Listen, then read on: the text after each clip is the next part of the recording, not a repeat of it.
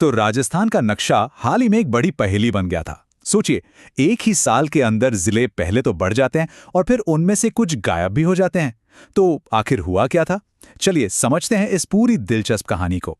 जब भी हम राजस्थान के बारे में सोचते हैं तो जाहिर है दिमाग में इसकी सदियों पुरानी संस्कृति, घूमर जैसे शानदार लोक नृत्य आते हैं। मतलब इसकी जो कल्चरल पहचान है वो तो अपनी जगह कायम है, लेकिन इसकी जो एडमिनिस्ट्रेटिव पहचान है ना, यानी इसके जिलों का नक्शा, उसमें पिछले कुछ समय में जबरदस्त उथल-पुथल मची है। तो सवाल यही है कि आखिर ये हुआ कैसे? कैसे राजस्थान में जिलों की संख्या पहले 33 से बढ़कर 50 हुई और फिर धड़ाम से 41 पर आ गई? भाई, इतने कम समय में इतना बड़ा बदलाव? चलिए आज इसी पहेली को सुलझाते हैं, इसकी तह तक चलते हैं। तो ये पूरी कहानी शुरू कहाँ से हुई? ये शुरू हुई एक बड़े फैसले से, एक विस्तार के फैसले से, जब पिछली सरकार ने यह तय किया कि राज्य में जिलों की संख्या को बहुत ज्यादा बढ़ाया जाएगा। देखिए, इस सारे फेरबदल से पहले राजस्थान में हुआ करते थे कुल 33 जिले। ठीक है, तो ये है हमारा स्टार्टिंग पॉइंट। फिर आया साल 2023 और एक बहुत बड़ी घोषणा हुई। सरकार ने कहा कि 17 नई एडमिनिस्ट्रेटिव यूनिट्स बनेंगी। सीधे सीधे कहें तो 17 नए जिले बनाए गए।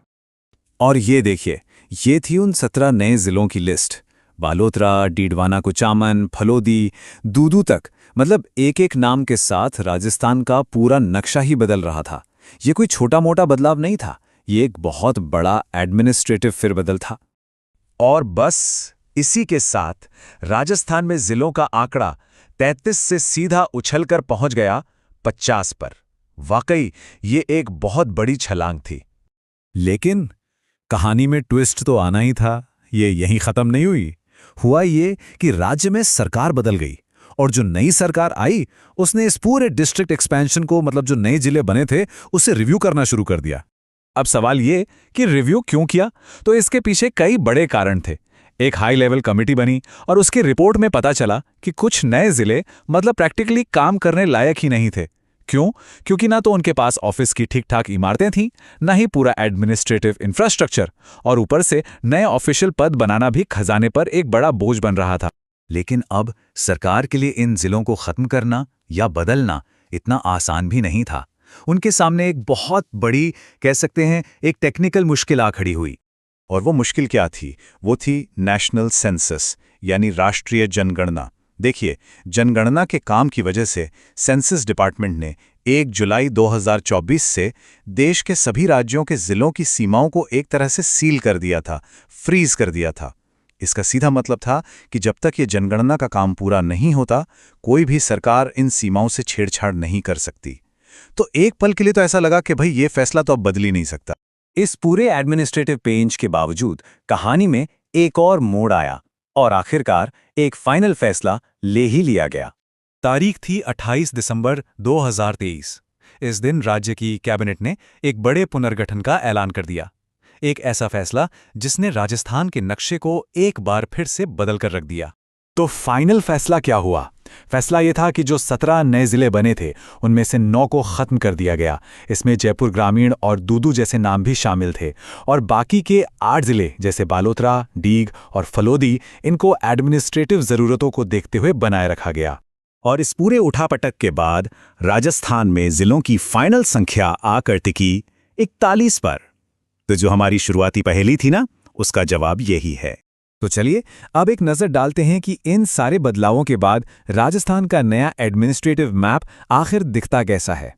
ये रही राजस्थान के सभी 41 जिलों की फाइनल लिस्ट। इसमें आपको पुराने जिले तो दिख ही रहे हैं, साथ ही वो 8 नए जिले भी हैं जिन्हें सरकार ने बनाए रखने का फैसला किया। लेकिन एक मिनट, ये सब सिर्फ नक्शे पर लकीरें खींचने की बात नहीं है ना? असल सवाल तो ये है कि इन बदलावों का जमीनी हकीकत पर, आम लोगों की जिंदगी पर क्या असर पड़ता है। ये समझना बहुत जरूरी है। इसका एक बहुत ही दिलचस्प असर ये हुआ है कि कुछ नए जिले अब सीधे सीधे राजस्थान की इंटरस्टेट बाउंड्री पर आ गए हैं। मिसाल के तौर पर डीग जिला, अब इसकी सीमा हरियाणा और उत्तर प्रदेश दोनों से लगती है। वैसे ही कोटपूतली, बहरोड़ और खैरथल तिजारा अब हरियाणा के साथ बॉर्डर शेयर करते हैं। और जब ऐसा होता है तो इसका असर सिर्फ पुलिसिंग और एडमिनिस्ट्रेशन पर ही नहीं पड़ता, बल्कि पड़ोसी राज्यों के साथ व्यापार पर, रिसोर्स मैनेजमेंट पर, इन सब चीजों पर पड़ता है।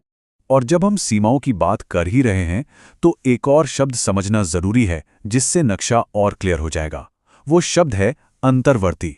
अंतर्वर्ती जिला मतलब एक ऐसा लैंडलॉक्ड जिला जो चारों तरफ से राजस्थान के ही दूसरे जिलों से घिरा हो।